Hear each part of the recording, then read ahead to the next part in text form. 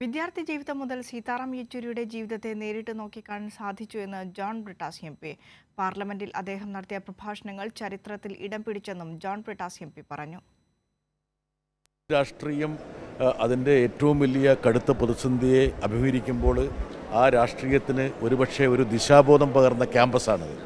അന്ന് യഥാർത്ഥത്തിൽ JNUവിലെ വിദ്യാർത്ഥി യൂണിയനായിരുന്നു യഥാർത്ഥത്തിൽ ഇന്ത്യയിലെ അടിയന്തരാവസ്ഥക്കെതിരെയുള്ള അതല്ലെങ്കിൽ ജനാധിപത്യത്തിന് വേണ്ടിയുള്ള പ്രക്ഷോഭത്തിൽ യഥാർത്ഥത്തിൽ ഒരു വഴികാട്ടിയത്. അതുകൊണ്ട് തന്നെ ഇന്നും JNUവിലെ ഫാക്കൽറ്റിയും അക്കാഡമിക്സും അതുപോലെ തന്നെ വിദ്യാർത്ഥികളും അവരുടെ സംസാരത്തിൽ സ്മരിക്കുന്ന ഒരു പേരാണ് സീതാറാം യെച്ചൂരിയുടെ. ഇവിടെ എല്ലാ വർഷവും ഇലക്ഷൻ നടക്കുമ്പോൾ സ്റ്റുഡൻറ്റിൻ്റെ ഭാഗമായിട്ടുള്ള ഇലക്ഷനിൽ എപ്പോഴും യെച്ചൂരി പങ്കെടുക്കുമായിരുന്നു, ഡിബേറ്റുകളിൽ പങ്കെടുക്കുമായിരുന്നു. അങ്ങനെ ഒരു പതിവ് ഇവിടെയുണ്ട്. എന്ന് വെച്ചാൽ പുറത്തുനിന്ന് ക്യാമ്പസിൻ്റെ പുറത്തുനിന്നുള്ള ആൾക്കാർ എപ്പോഴും ഇവിടെയുള്ള ഡിബേറ്റുകളിൽ പങ്കെടുക്കാൻ വേണ്ടി വരും. അങ്ങനെ യെച്ചൂരി എത്രയോ വർഷം പിന്നീടും വന്ന് പങ്കെടുത്തു. ഞാനിന്ന് ഒരു ഇംഗ്ലീഷ് ദിനപത്രത്തിൽ ജോൺ ബ്രിട്ടാസ് എഴുതിയ ലേഖനം വായിച്ചു. അദ്ദേഹത്തെ അനുസ്മരിച്ചുകൊണ്ട് അതിൽ വിശേഷിപ്പിക്കുന്നത് താങ്കളൊരു ഫാൻ ബോയ് ആയിരുന്നു എന്നുള്ളത് കൂടിയാണ്. ആ കാലത്തെ അത്ര വലിയൊരു ഇൻഫ്ലുവൻസ് ക്യാമ്പസിൽ യെച്ചൂരി സൃഷ്ടിച്ചിരുന്നല്ലോ. ആ കാലഘട്ടത്തിൽ എനിക്ക് തോന്നുന്നു പുരോഗമന വിദ്യാർത്ഥി പ്രസ്ഥാനത്തിൽ പ്രവർത്തിച്ചവരെല്ലാം യെച്ചൂരിയുടെ ഫാൻ ബോയ്സ് ആയിരുന്നു. യഥാർത്ഥത്തിൽ യെച്ചൂരിയുടെ ഒരു ചിത്രം ഇന്നെല്ലായിടത്തും വന്നിട്ടുണ്ട്. പക്ഷേ അന്ന് ഞങ്ങളെപ്പോലുള്ള ആൾക്കാരത് മനസ്സിൽ സൂക്ഷിച്ചൊരു ചിത്രമാണ്.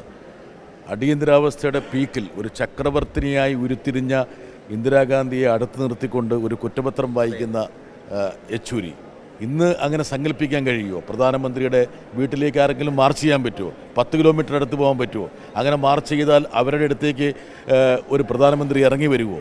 വിദ്യാർത്ഥികളുടെ ചാർജ് ഷീറ്റ് കേട്ടിരുന്ന ശേഷം അവരുടെ ആവശ്യമനുസരിച്ച് ഒരു പദവിയിൽ നിന്ന് രാജിവെക്കുമോ?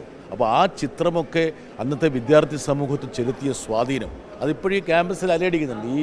ഈ യൂണിയൻ ഓഫീസും അതിൻ്റെ പരിസരത്തൊക്കെ ഒരുപക്ഷെ യെച്ചൂരിയുടെ അന്നത്തെ പ്രതിപാദനങ്ങളും പ്രസംഗങ്ങളും ഇപ്പോഴും പ്രകമ്പനം കൊള്ളുന്നുണ്ട്. ആ ഒരു പ്രതിധ്വനിയാണ് ഒരുപക്ഷെ ഇന്നത്തെ ഈ ഒരു പ്രത്യേക വഴിത്താറിയിലേക്ക് നയിക്കുന്നത്.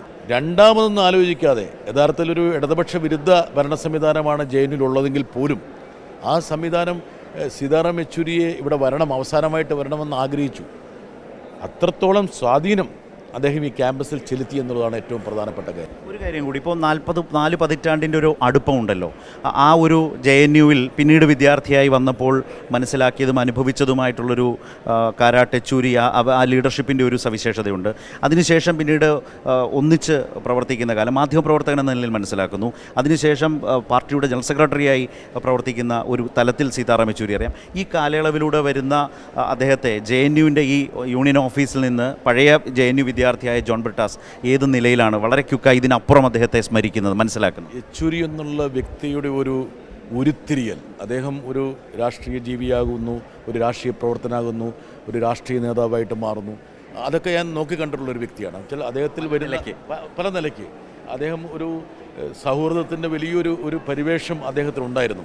മാത്രമല്ല അദ്ദേഹത്തിന് ഏറ്റവും വലിയ പ്രത്യേകത എന്ന് വെച്ചാൽ ഈ JNU നൽകിയിട്ടുള്ള ഒരു മൂല്യബോധമുണ്ട്. ആ മൂല്യബോധം എന്ന് പറഞ്ഞാൽ ജനാധിപത്യത്തിൻ്റെ അന്തസ്സത്ത എന്ന് പറയുന്നാൽ വിയോജിക്കാനുള്ള അവകാശമാണെന്നുള്ളത്. യഥാർത്ഥത്തിൽ JNU അദ്ദേഹത്തിന് എപ്പോഴും ഉണ്ടായിരുന്നു. അദ്ദേഹത്തിൻ്റെ മനസ്സിലെ ഒരംശമായിരുന്നു JNU എന്ന് പറയുന്നത്. ദീർഘമായ ടെലിവിഷൻ ഷോയിൽ നിങ്ങൾ ഒന്നിച്ച് പങ്കെടുത്തിട്ടുണ്ട്, കൈരളി തന്നെ ചെയ്തിട്ടുണ്ട്. അതൊക്കെ ഇന്ന് വലിയ റീലായിട്ട് ആളുകൾ ഏറ്റെടുക്കുന്നുണ്ട്. പ്രിയപ്പെട്ട സഖാക്കളെ എന്നൊക്കെ പറഞ്ഞ് അന്ന് സംസാരിച്ചൊക്കെ ഞാൻ ഓർക്കും. നിങ്ങളുടെ സംസാരങ്ങളിൽ ഈ JNU കമ്പോണൻ്റ് വന്നിട്ടുണ്ട്? JNU എക്കാലത്തും ഉണ്ടായിരുന്നു. അത് മാത്രമല്ല യെച്ചൂരി പലപ്പോഴും വേറെ ഏത് ക്യാമ്പസിൽ പോകുമ്പോഴും JNUവിൻ്റെ പേര് പറയുമായിരുന്നു. അത് മറ്റൊന്നും കൊണ്ടല്ല, JNU എന്ന് പറഞ്ഞാൽ സം ടോട്ടൽ ഓഫ് ഇന്ത്യയാണ്. അതായത് ഇവിടുത്തെ പരിഷ്കാരങ്ങൾ യഥാർത്ഥത്തിൽ നമ്മൾ മനസ്സിലാക്കേണ്ട കാര്യം എന്ന് വെച്ചാൽ ഇവിടെ ഈ JNU സ്റ്റുഡൻസ് യൂണിയൻ തെരഞ്ഞെടുപ്പ് അത് യാതൊരു ബാഹ്യ ഇടപെടലുമില്ല. മറ്റു കോളേജുകളിലൊക്കെ അധ്യാപകരൊക്കെ നടത്തുന്നു. ഇവിടെ അധ്യാപകരല്ല, ഇവിടെ ഒരു ഇലക്ഷൻ കമ്മീഷനുണ്ട്. യഥാർത്ഥത്തിൽ കേന്ദ്ര ഇലക്ഷൻ കമ്മീഷൻ ഇവിടുത്തെ ഇലക്ഷൻ കമ്മീഷനെ കണ്ടുപിടിക്കണം. ഇവിടെയുള്ള സീനിയർ റിസർച്ച് സ്കോളേഴ്സ്, ഇവിടെയുള്ള വിദ്യാർത്ഥികൾ തന്നെ അടങ്ങുന്ന ഒരു ഇലക്ഷൻ കമ്മീഷനാണ് ഇവിടുത്തെ തെരഞ്ഞെടുപ്പ് നടത്തുന്നത്. അപ്പം യഥാർത്ഥത്തിൽ ഇന്ത്യ എന്തായിരിക്കണമെന്നതിനെക്കുറിച്ചുള്ള ഒരു ചൂണ്ടുപലക JNU എപ്പോഴും നൽകിയിരുന്നു. ഇപ്പോഴും യഥാർത്ഥത്തിൽ പ്രവേശന സമ്പ്രദായം തന്നെ, അതായത് ഗ്രാമീണ മേഖലയിൽ നിന്നുള്ള ആൾക്കാർ, നിർധന വിഭാഗങ്ങൾ, അവർക്കെല്ലാം പ്രത്യേക പെർസെൻറ്റൈൽ മാർക്സ് ഉണ്ടായിരുന്നു. അപ്പോൾ എല്ലാവരും ഉൾക്കൊള്ളാൻ കഴിയുന്ന ഒരു ക്യാമ്പസായിട്ട് ഇത് ഉരുത്തിരിയണമെന്നുള്ളൊരു ആഗ്രഹം അന്നുണ്ടായിരുന്നു. അതാണ് എൻ്റെ ഒരു പ്രത്യേകത.